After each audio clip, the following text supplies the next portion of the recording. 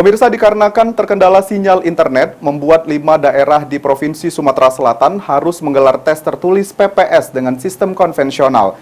Sampai saat ini, proses pelaksanaan tes tertulis calon PPS sendiri tidak mengalami kendala apapun.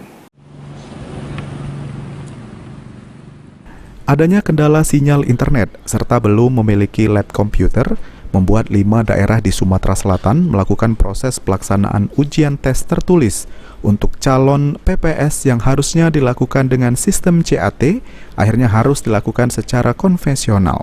Menurut Amrah Muslimin selaku Ketua KPU Sumatera Selatan, walaupun harus melakukan tes tertulis konvensional, secara umum proses tes calon PPS di Sumatera Selatan berjalan lancar dan tidak menimbulkan kendala.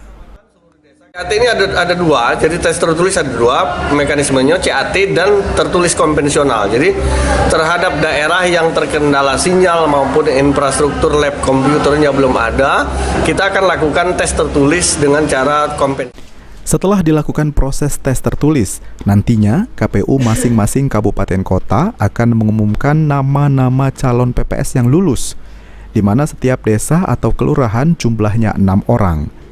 Setelah itu, mereka akan menjalani tes wawancara guna memilih 3 orang. Firman Hidayat, PAL TV.